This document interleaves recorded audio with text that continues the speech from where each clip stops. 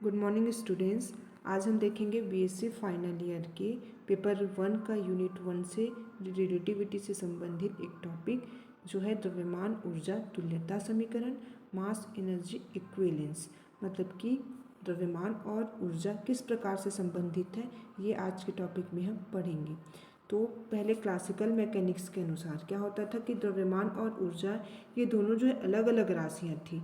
मतलब हम द्रव्यमान और ऊर्जा को एक दूसरे में चेंज नहीं कर सकते थे। तो लेकिन क्लासिकल मैकेनिक्स के बाद जब क्वांटम मैकेनिक्स का उद्भव हुआ तो द्रव्यमान और ऊर्जा एक दूसरे से संबंधित है।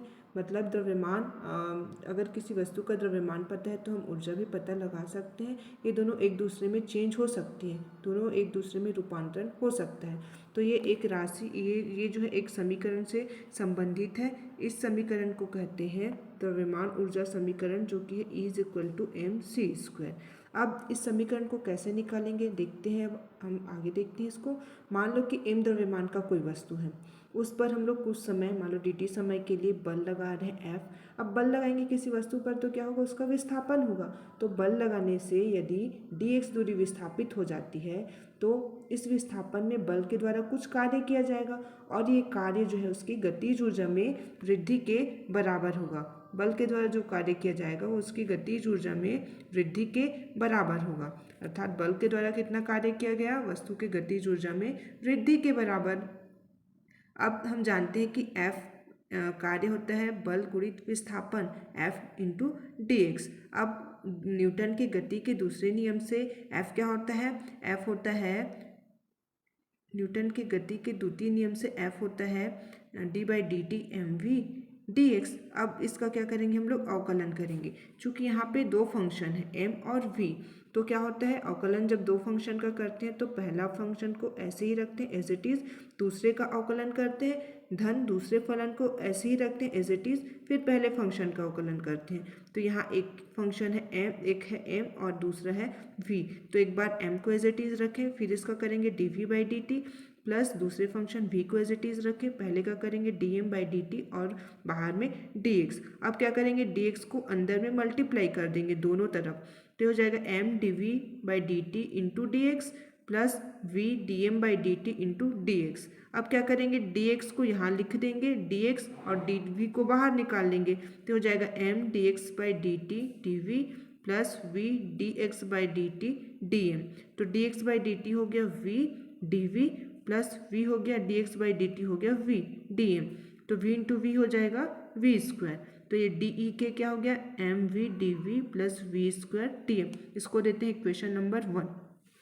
अब हम जानते हैं कि जो रिलेटिविस्टिक मास है और रेस्ट मास दोनों एक दूसरे से संबंधित रहती है। किस प्रकार संबंधित रहती है, ये होता है m=m0/√(1-v²/c² से। अब दोनों पक्ष का स्क्वायर कर देंगे तो m का स्क्वायर हो जाएगा m0 का स्क्वायर अपॉन 1-v²/c² हो जाएगा।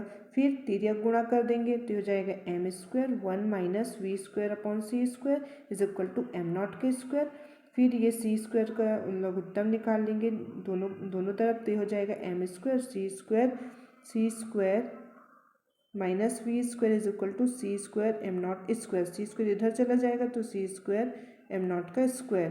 तो हमारे पास आ गया m² c² minus m² v² m0² c²। अब क्या करेंगे, दोनों पक्ष का अवकलन कर देंगे। अब अवकलन करेंगे तो क्या होगा, m² का अवकलन करेंगे तो हो जाएगा 2m और c² तो कांस्टेंट है c² और m का कहें तो dm।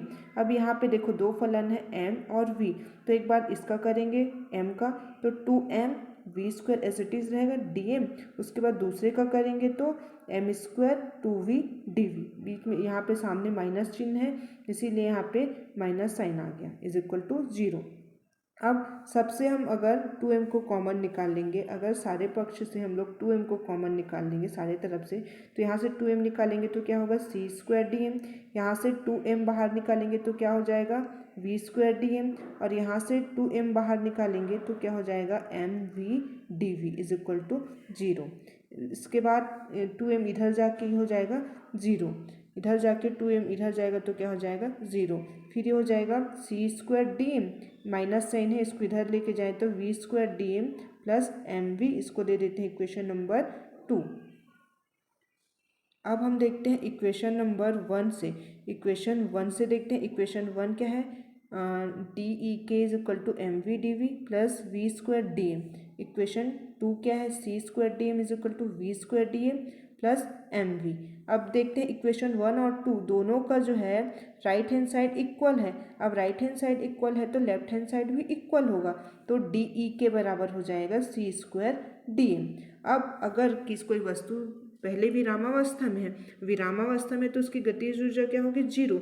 जब उसको गतिज अवस्था में लाए तो उसकी ऊर्जा गतिज ऊर्जा हो गई ई के मान लो, और विरामावस्था में वस्तु का द्रव्यमान एम नॉट है, तो गतिज अवस्था में और उसकी द्रव्यमान हो गई, उसको जब गति अवस्था में लाए तो एम हो गई अगर उसका द्रव्यमान। तो अब इसको हम लोग समाकलन करेंगे, लिमिट लोअर लिमिट जीरो और अपर लिमिट ई के। वैसे ही इसमें लोअर लिमिट में विरामावस्था का द्रव्यमान एम नॉट, अपर लिमिट में गति अवस्था का द्रव्यमान एम होगा। फिर ये हो जाएगा E K minus zero is equal to M minus M zero C square. ये हो जाएगा गतिज ऊर्जा निकल जाएगा हमारा M minus M naught C square. अब देखो गतिज ऊर्जा के बाद स्थितिज ऊर्जा निकालेंगे।